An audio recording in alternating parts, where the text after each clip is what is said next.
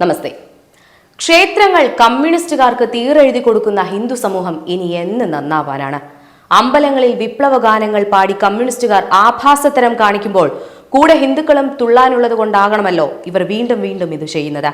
ക്ഷേത്രത്തിലെ പരിപാടിക്കിടെ ഇത്തവണ CPM പ്രവർത്തകരാണ് വിപ്ലവ ഗാനവുമായി എത്തിയിരിക്കുന്നത്, വെല്ലുവിളിയുമായി എത്തിയിരിക്കുന്നത്. കണ്ണൂർ കല്ലുകെട്ടി കാവുംകുന്നത്ത് മൊയിലോം ഭഗവതി ക്ഷേത്രത്തിൽ നടന്ന പരിപാടിക്കിടെ ഉത്സവത്തിന്റെ ഭാഗമായി നടന്ന ഘോഷയാത്രയിൽ വിപ്ലവ ഗാനങ്ങളും ചെഗുവേരയുടെ ചിത്രങ്ങളും കൊടികളും വീശി CPM പ്രവർത്തകർ ഉറഞ്ഞു തുള്ളുകയാണ്. പുഷ്പനെ അറിയാമോ എന്ന ഗാനം പാടി കൊടി വീശിയാണ് CPM പ്രവർത്തകർ ക്ഷേത്രോത്സവത്തിൽ പങ്കെടുത്തത്. കൂടാതെ ഉച്ചത്തിൽ മുദ്രാവാക്യങ്ങളും വിളിച്ചിരുന്നു.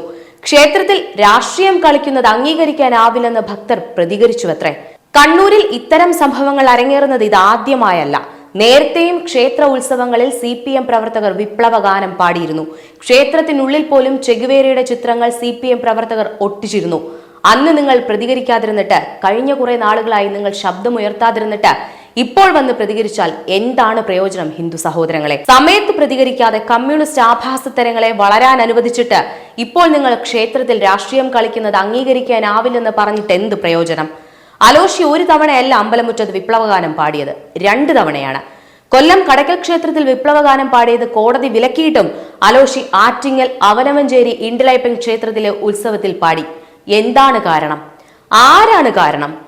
കടക്കൽ ക്ഷേത്രത്തിൽ വെച്ച് അലോഷിയുടെ തെമ്മാടിത്തരം മുളയിലെ നുള്ളിയിരുന്നു എങ്കിൽ തീർച്ചയായും ആ പരിപാടി അവിടെ അവസാനിച്ചേനെ. വീണ്ടും ചോദിക്കുവാണ്, അമ്പലത്തിൽ കയറി കസർത്തു നടത്താൻ ഇവർക്കൊക്കെ ആരാണ് ഇത്ര ധൈര്യം നൽകുന്നതെന്ന്. പാടാനുള്ള ലൈസൻസ് ഉണ്ടെന്ന് വെച്ച് എന്തും എവിടെയും പാടാം, ആരും ചോദിക്കില്ല എന്ന അവസ്ഥ എത്തിയിരിക്കുന്നു. തെമ്മാടിത്തരം കാണിക്കേണ്ടത് അമ്പലപ്പറമ്പുകളിലല്ല, അതൊരു പുണ്യമായ സ്ഥലമാണെന്ന് ഇവർ മനസ്സിലാക്കണം. വിശ്വാസികൾക്കിടയിൽ വന്ന് ദൈവമേ ഇല്ല എന്ന് പറയുന്ന പാർട്ടിയുടെ വിപ്ലവ ഗാനങ്ങൾ പാടുന്നത് എന്ത് അജണ്ടയുടെ ഭാഗമാണെന്നത് ഊഹിക്കാവുന്നതേ ഉള്ളൂ. ഇതിനെ അഹങ്കാരം എന്നാണോ വെല്ലുവിളി എന്നാണോ പറയുക? കോടതി നേരിട്ടിടപെട്ട് 1 തവണ വാണിംഗ് നൽകിയതാണ്. എന്നാലും വീണ്ടും ഹിന്ദുക്കളുടെയും ഹിന്ദു വികാരങ്ങളുടെയും നെഞ്ചത്തേക്ക് കയറുന്നതിന്റെ ഉദ്ദേശം എന്താണ്?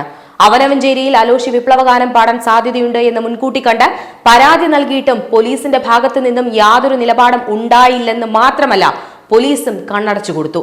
അമ്പലപ്പറമ്പിൽ വിപ്ലവഗാനം പാടിയത് ലാഘവത്തോടെ കാണാനാകില്ലെന്ന് ഹൈക്കോടതി വിമർശിച്ചിട്ടും ആ കേസ് നിലനിൽക്കവേ അലോഷി വീണ്ടും വിപ്ലവഗാനം പാടിയത് നിങ്ങൾ ഓർക്കണം. ഉത്സവം കൂടാനാണ് ക്ഷേത്രത്തിൽ ഭക്തർ എത്തുന്നതെന്നും ഇത്തരം പ്രവൃത്തികൾ അനുവദിക്കാനാകില്ലെന്നും കടക്കൽ കേസിൽ ഹൈക്കോടതി വ്യക്തമാക്കിയിരുന്നതാണ്. ഇത് ലംഘിച്ചാണ് അവനവഞ്ചേരിയിലും അലോഷി വിപ്ലവഗാനം ആലപിച്ചത്. ഇത് ലംഘിച്ചാണ് വീണ്ടും CPM പ്രവർത്തകർ ഇപ്പോൾ പാട്ടുപാടിയിരിക്കുന്നത്.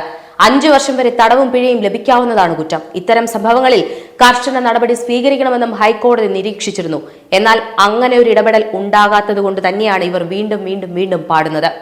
ഇവർ ഇത് വീണ്ടും വീണ്ടും ആവർത്തിക്കുന്നുവെങ്കിൽ തികച്ചും ഇത് ഈ സർക്കാരിന്റെ അജണ്ടയുടെ ഭാഗം തന്നെയാണ്.